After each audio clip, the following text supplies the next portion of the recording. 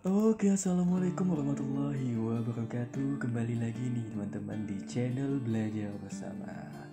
Nah, pada kesempatan kali ini saya akan sharing lagi nih kepada teman-teman mengenai soal tes SKB CPNS. Kalau sebelumnya saya sudah sharing tentang SKB untuk kesehatan, perawat, dan lain sebagainya. Pada kesempatan kali ini saya akan sharing tentang Kemenkumham ya teman-teman. Ya, saya akan fokuskan pada video kali ini untuk memberi soal Kemenkumham.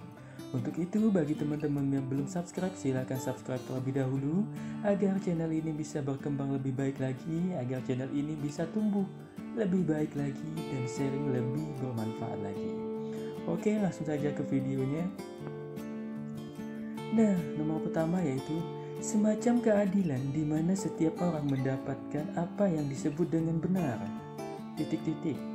A. Justitia commutativa. B. Justitia distributive. C. Lex generali. D. Specialisialis. E. Lex sporadis. Ya, apa teman-teman jawabannya?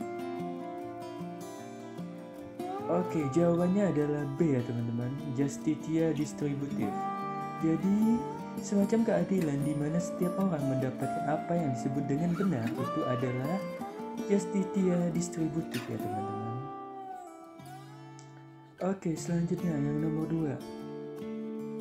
Definisi ius constitutum adalah A.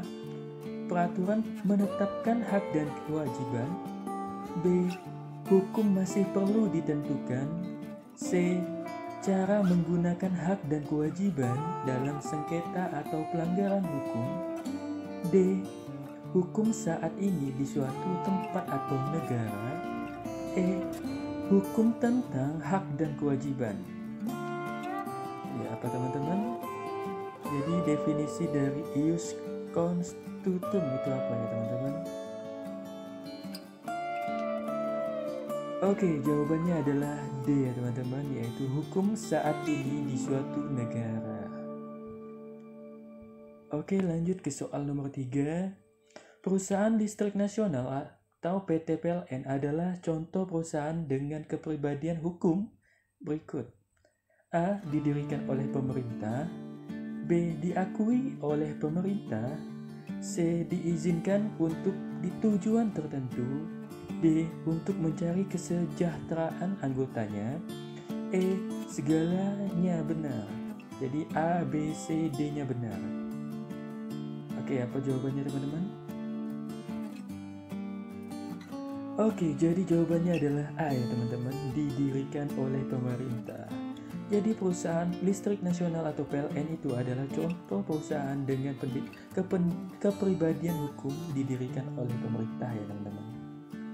Oke, untuk soal seperti ini teman-teman nggak boleh terkecoh, soalnya A, yang B, C, dan D ini juga benar ya teman-teman, tapi jawaban yang paling tepat adalah A ya teman-teman. Oke, selanjutnya nomor 4. Badan hukum publik dan swasta adalah badan hukum berdasarkan A. Politik, B. Tujuan sipil, C. Kewenangan, D. Persyaratan formal, atau E. Keuntungan. Ya, apa jawabannya teman-teman?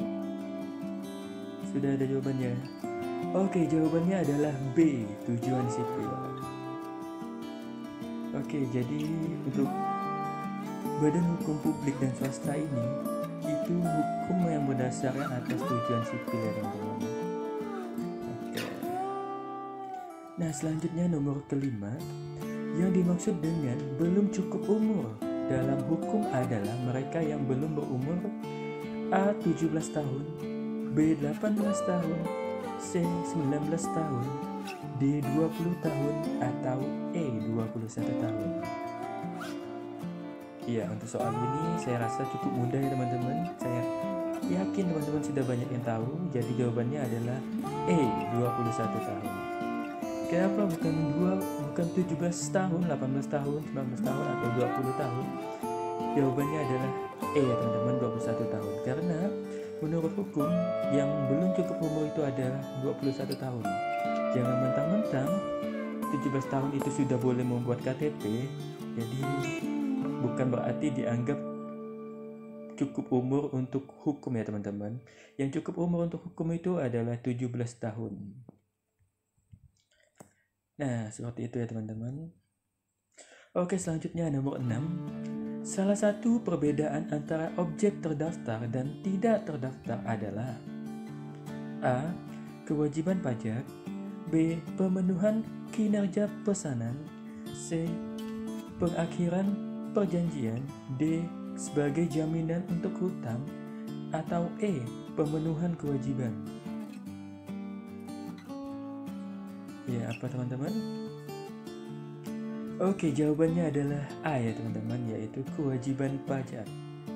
Jadi salah satu perbedaan antara objek terdaftar dan tidak terdaftar itu, perbedaannya itu adalah di wajib pajaknya teman-teman. Soalnya kalau yang sudah terdaftar itu tuh otomatis dia bakalan membayar pajak, sedangkan yang tidak terdaftar itu biasanya itu dia tidak bayar pajak karena tidak terdaftar dan ilegal ya teman-teman. Oke, selanjutnya nomor 7.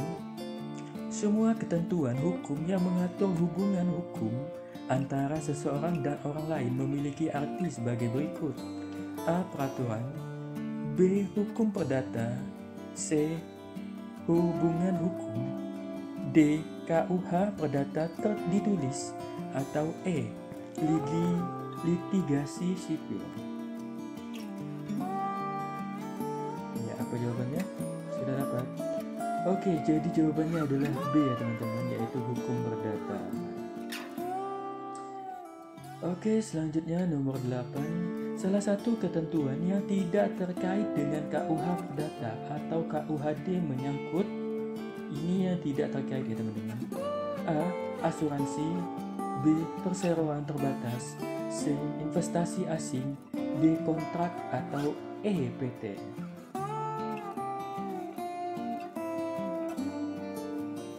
Sudah?